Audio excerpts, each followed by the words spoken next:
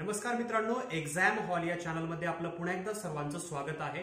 आणि मित्रांनो, यशवंतराव चव्हाण महाराष्ट्र मुक्त विद्यापीठ यांचा एक नवीन सर्क्युलर आला आहे, ज्याच्यामध्ये जे रेग्युलर आणि रिपीटर विद्यार्थी आहेत त्यांच्या एक्झाम बद्दल, ज्या की आता डिसेंबर, जानेवारी, फेब्रुवारी मध्ये होणार आहेत, तर हे एक्झाम बद्दल माहिती दिलेली आहे। ही परीक्षा कोणत्या मोडमध्ये होईल ते आपण बघणार आहोत आणि काय दिलेलं आहे पूर्ण परिपत्रकामध्ये ते आपण पाहू। तर व्हिडिओ एंड पर्यंत पहा। चॅनलवर नवीन असाल तर सबस्क्राइब नक्की करा। So let's begin.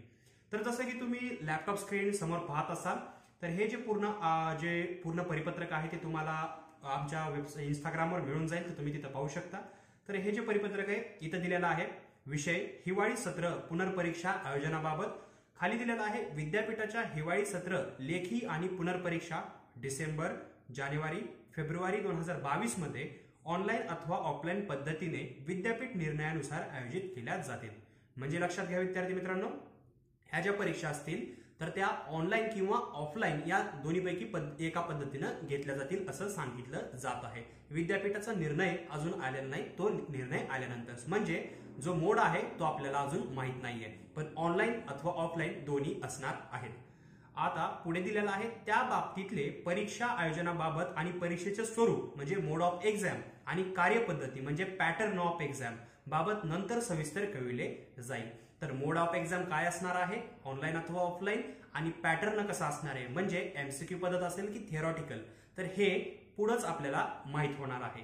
आता या परिपत्रकामध्ये दिलं तरी काय आहे हा तुम्हाला प्रश्न पडला असेल, तर ते पुढे दिलेलं आहे की अधिकार मंडळाने घेतलेल्या निर्णयानुसार या इव्हेंट पासून सर्व शिक्षण क्रमाच्या सर्व सत्रांच्या परीक्षा एकाच वेळी घेतल्या जातील। म्हणजे ह्या परीक्षा एकाच वेळी होतील मित्रांनो।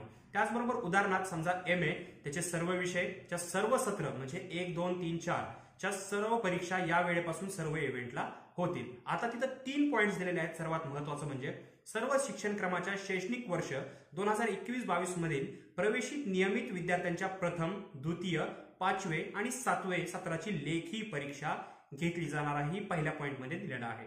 दुसरा पॉइंट आहे सर्व शिक्षण क्रमांच्या रिपीटर विद्यार्थ्यांची सर्व सत्रांच्या म्हणजे 1 ते 8 पर्यंत सर्व सेमिस्टर आहे ची लेखी परीक्षा जी आहे तिची पुनर्परीक्षा जी आहे ती सुद्धा याच्यात घेतली जाणार आहे। आणि तिसरा पॉइंट आहे रिपीटर विद्यार्थ्यांची सर्व शिक्षण क्रमाच्या वार्षिक इयरली पॅटर्न जो आहे परीक्षेच्या लेखी ज्या आहेत त्या पुनर्परीक्षा होतील।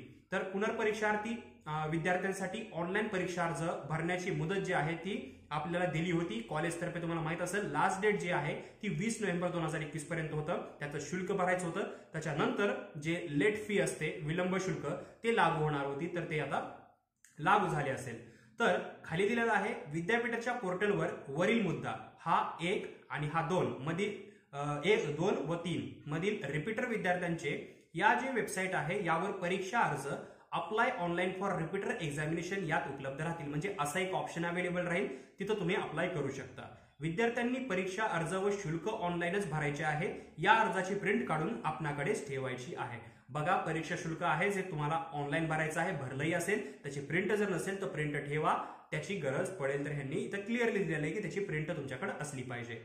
ज्या ज्या विद्यार्थ्यांचा BA, BCom, MA, MCom शिक्षण क्रमाचा नोंदणी कालावधी हा माहिती पुस्तिकेतील नमूद केलेल्या कालावधीनुसार संपलेला आहे, त्यांच्यासाठी पुनर्नोंदणी अर्ज परीक्षा अर्जातच याच पोर्टलला उपलब्ध होईल। बघा, लक्षात घ्या, याच पोर्टलला म्हणजे हे जे पोर्टल आहे त्याच्यावरच अवेलेबल होईल। याची ऑफिशियल साईट आहे YCMOU ची, तुम्हाला माहितच असेल, माहित नसेल तर कॉमेंटमध्ये विचारा, तिथं सुद्धा मी पिन करेन, तर तुम्हाला सांगेल त्या वेबसाईटवरच सगळं काही अवेलेबल होतं। तर ह्याचं जे रजिस्ट्रेशन शुल्क आहे ते भरल्यानंतरच परीक्षा अर्ज जे आहे ते स्वीकारला जाईल। तर जर तुम्ही भरलेलं नसेल, शुल्क पेंडिंग असेल तर भरून टाका, तेव्हाच जे परीक्षा अर्ज आहे ते स्वीकारला जातो, तेव्हाच ऍक्सेप्ट केला जातो। आता खाली काय दिलेलं आहे ते पाहू आपण। तर पुनर्नोंदणी शुल्क फी फॉर रजिस्ट्रेशन या रकान्यात 2000 टाकून एकूण शुल्क भरायचे आहे। तर ही पूर्ण प्रोसेस दिलेली आहे, जे आपण पाहायचं नाहीये। आता एवढीच एक महत्वाची माहिती होती की परीक्षेचा जो मोड आहे तो अजूनही माहित नाहीये, ऑनलाईन अथवा ऑफलाईन दोन्हीपैकी एका पद्धतीने आपल्याला होणार आहे।